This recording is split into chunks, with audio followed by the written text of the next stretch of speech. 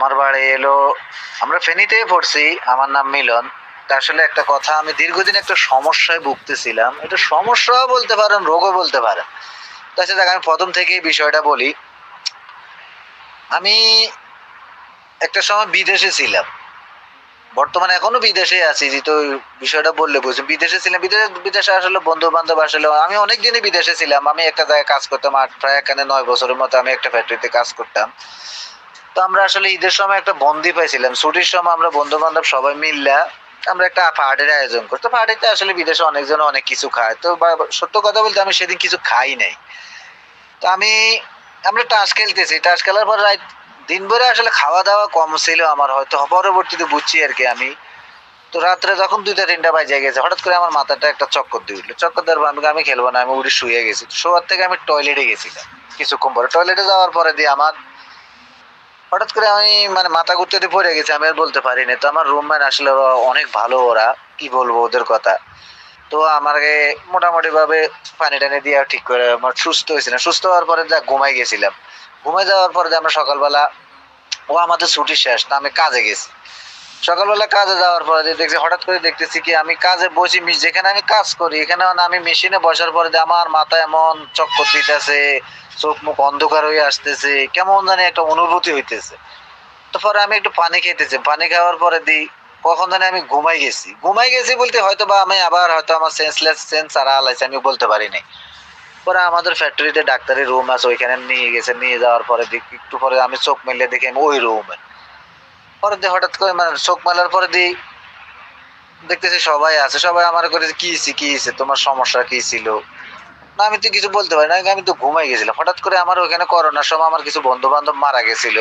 তো কেউ করোনাতে মারা গেছে, কেউ হয়তো স্ট্রোক করে মারা গেছিল। পরে ওদের সবার কথাটা আমার মনের ভিতরে এমনি চলে আসে। আমি জানি না, এমনি চলে আসে। চলে আসার পরে এখন শুরু হয়ে গেছে আমার কেমন যেন আমার নিঃশ্বাস বন্ধ হয়ে যাইতেছে। পরে আমি নিঃশ্বাসই নিতে পারতেছি না, এরকম একটা পরিস্থিতি মনে হয় যে ওই সময় আমার যায় যায় অবস্থা। পরে আমি বললাম যে আমার তো এই সমস্যা হইতেছে, আমার ডাক্তারখানা নিয়ে যাও। পরে ওনারা হাসপাতাল নিয়ে গেছে, নিয়ে যায় আমার ইসিজি করেছে, টেস্ট টুস্ট বেকিং করানোর পরে দেখতেছে কোনো সমস্যা নাই।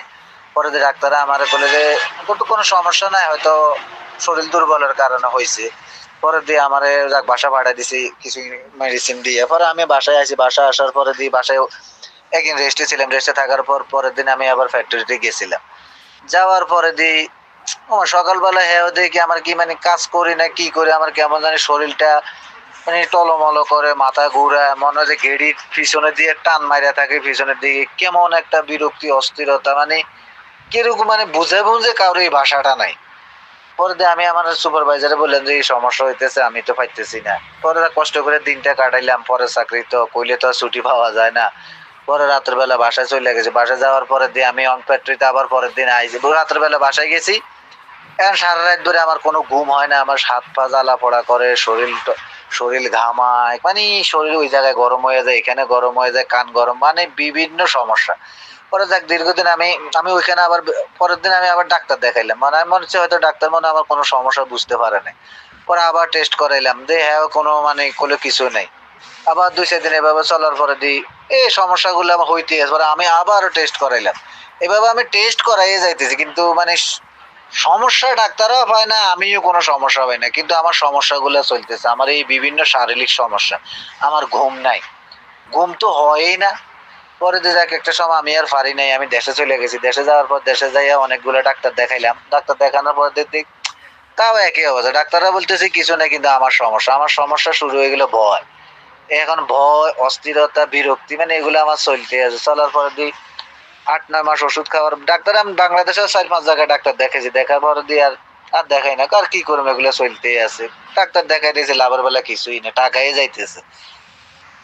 পরে আমি আর ডাক্তার দেখানি বাদ দিছি। ডাক্তার দেখাইনি বাদ দিয়ে আমি শহরে চলে গেছি। আমি একটা ইউটিউবে দেখলাম আর কি, যে বলতেছে যে এগুলো অ্যাংজাইটি, এগুলো ঘরে বসে দেখলে যাবে না। পরে আমি কাজে ঢুকে যাই, দেখি কি হয়। তো এভাবে কাজ করতেছি, চলতেছি। দেশে 3 বছর থাকার পরে আমি মোটামুটি 2 বছর এগুলো আমার জ্বালাইছিল। পরে 1 বছর কেমনে কেমনে জানি বিষয়গুলো আমার মন থেকে চলেই গেছে, আমি আর এগুলো হয়তো অনুভব করতাম না। কিন্তু হয় মাঝে মাঝে একটু খারাপ টারাপ লাগে। অত গুরুত্ব দিই নাই। পরে আমি আবার আমরা মধ্যবর্তী ফ্যামিলির লোক, আসলে বাড়িতে বসে থাকা মানে হয় না, দেশের ইনকাম দিয়ে আমাদের হয় না। পরে আমি আবার বিদেশ চলে আইছি। বিদেশ সবকিছু ওকে করে যখন চলতেছে, যখন আমি এয়ারপোর্টে ঢুকছি তখন আমার মনের ভিতর কেমন যেন হঠাৎ একটা ভয়ের অনুভূতি হয়েছিল। পরে আবার তো কিছু করারও তো নাই, এয়ারপোর্টে ঢুকে গেছি। পরে আবার চলে আইলাম। এই দেশে আসার পরে পরের দিন থেকে আবার আমার শুরু হইলো, আমার মাথা টাল ধরে থাকে, মাথা জিম ধরে থাকে, অস্থির লাগে, অশান্তি লাগে, কেমন একটা মাথা চক্কর, মানে মনে 20-25 প্রকারের সমস্যা আমার আবার ঘিরে ধরছে। তখন আইসি বিদেশে কি করুম, কাজ করতেছি, সমস্যাগুলো ফিল করতেছি, কি কাজ করি না কি করি, এভাবে চলে যাইতেছে আমার দিনগুলা।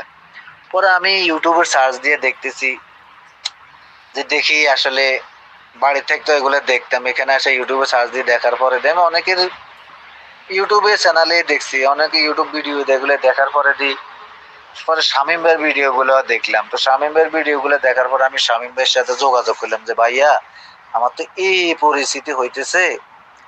শামীম ভাই বলতেছে আসলে ভাই এগুলো অ্যাংজাইটি, একটু ধৈর্য ধরেন, আপনি কাউন্সিলিং করান, আপনি আমার থেকে কাউন্সিলিং নিলেও নিতে পারেন বা যেখানে খুশি আপনি এখানে নিতে পারেন, তবে কাউন্সিলিং নেন, কাউন্সিলিং নিলে হয়তো আপনি এখান থেকে মোটামুটি রিকভার হয়ে যাবেন। সালাম। পরে দিয়ে আমি কইছি আচ্ছা ঠিক আছে, মাফি মসজিদ ঘরে দিয়ে আসলে ওই দোকানদারি করতে অনেক লোক আসে, সব টাইমে পাই না। শামীম ভাইরে বলছিলেন, শামীম ভাই বলছিল আচ্ছা আপনি যতটুকু সুস্থ হয়েছেন, যে যাই হয়েছেন অতটা একটা ভিডিও মানুষের দেন যাতে অনেকে বুঝে। তো পরে দিয়ে আচ্ছা যাক, এখানে শামীম ভাইয়ের সাথে কাউন্সিলিং নেওয়ার পরে আমার এখানে ছিল 20-25টা সমস্যা। যেমন আমার সমস্যাগুলো তো বলছি, আর তারপর আবারও বলি, আমার প্রথম সমস্যা হলে আমার মাথা ঘুরাইতো, আমার অস্থির লাগে, একটা বিরক্তি ভাব লাগে, সারাক্ষণ হাত পা কাঁপে, সারাক্ষণ একটা ভয়ের অনুভূতি। কিসের ভয় এটা আসলে আমি নিজেও জানি না, একটা ভয় ভয় কাজ করে, কখনো মৃত্যুর ভয়, মনে মরে যাবো, কখনো মানে কিসের ভয়, এভাবে ভয় ভয় চলতেছি। পরে স্বামী থেকে কাউন্সিলিং নেওয়ার পরে আমি একটা কাউন্সিলিং নিয়েছি, নেওয়ার পর স্বামী ভাই আসলে অনেক ভালো লোক। কি বলবো স্বামী ভাইয়ের সম্পর্কে, এটা বলেও লাভ নাই। যারা কাউন্সিলিং নেন বা যারা স্বামী ভাইয়ের সাথে কথা বলেন তারা আসলে বলতে পারেন স্বামী ভাই কেমন লোক, অনেক ভালো লোক। তো পরে স্বামী ভাই আমারে বুঝাইতে যে ভাই এটা এইভাবে করতে হবে, এটার সাথে এইভাবে চলতে হবে, এটার সাথে এইভাবে করতে হবে। তো করার পর দিয়ে মোটামুটি প্রায় স্বামী ভাই থেকে কাউন্সিলিং 20-25 দিন পরে আমি, কষ্টগুলো হয় কিন্তু হঠাৎ করে আমি মানে অনুভব করতে যে আমার কেমন জানি আমার যে শারীরিক সিমটম গুলো ছিল, এই সিমটম গুলো আস্তে আস্তে আমার নাই হয়ে যাইতেছে। যেমন আমার চোখ লাফাইতো, সারাক্ষণ চোখ লাফাই, কোন চোখ লাফাইতো আমি সেটাও আসলে জানি না, ভুলেই গেছি।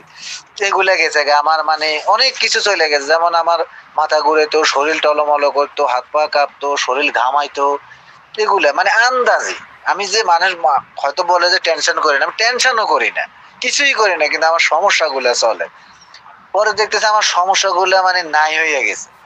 কিন্তু কিছু সমস্যা আছে হালকা পাতলা, যেগুলো আসলে মানি নেওয়াটাই সবচাইতে ভালো। পরে শামীম ভাইরে বললাম যে শামীম ভাইয়া আমি তো এই পজিশনে আছি। শামীম ভাই বলতেছে ইনশাল্লাহ বাকি যে সমস্যাটা আছে এটাও চলে যাবে, আপনি একটু ধৈর্য ধরেন, একটু ধৈর্য ধরেন, দেখবেন এটাও চলে যাবে। পরে তো শামীম ভাই আমার বললে যে আসলে অনেকে বিশ্বাস করতে চায় না যে আসলে এখান থেকে যে রিকভার হওয়া যায়।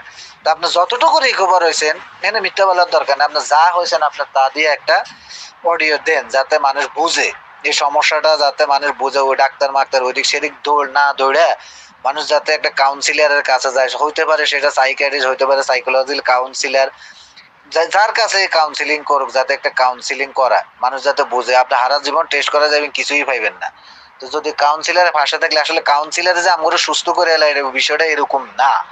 কিভাবে কোনটার সাথে কিভাবে ডিল করতে হবে, কাউন্সিলররা বা যারা এটা থেকে রিকভার হইছে তারা এটা ভালো জানে। হয়তো তাদের থেকে গাইড নিল, তারা বলবে যে এটা থেকে এইভাবে, এটা থেকে এইভাবে। আসলে আমরা অনেক কিছু বুঝি না, না বুঝার কারণে আমরা সব সময় মানে একটা অস্থির ভয় আতঙ্কের মধ্যে থাকি। তা আছি আলহামদুলিল্লাহ, আমি মোটামুটি অনেকখানি হইছে, আমার শারীরিক সিমটম গুলো অনেকখানি চলে গেছে। এখন যে হালকা পাতলা কিছু সমস্যা আছে, এটা ইনশাল্লাহ হয়তো আগামী দিন ইনশাল্লাহ আল্লাহর উপর ভরসা আসে চলে যাইব। আর সর্বোপরি সবাই যে যে ধর্মেই আছে সবাই একটু সেই ধর্ম মোতাবেক যাতে চলার চেষ্টা করে, আর যাতে একজন কাউন্সিলরের পাশে থাকে বা একজন কাউন্সিলর বলতে যারা হয়তো এটাতে রিকভার হয়েছে তাদের পাশে থাকলে বা শামীমের কাছে থাকতে মোটামুটি আমি যতটুকু বুঝি, আমার এক্সপিরিয়েন্স অনেক ভালো লোক, বা শামীম ভাই যেভাবে বলে এইভাবে চললে হয়তো বা এটা বলা যায় না যে কখন রিকভার হবে, এটা আসলে বলা যাবে না। হয়তো বা কার মন কার মাইন্ড কিভাবে এটারে নিবে, এটা হয়তো টাইম লাগবে। তো তার ধৈর্য ধরে যদি একটু দেখাইতে পারে ইনশাল্লাহ চলে যাবে।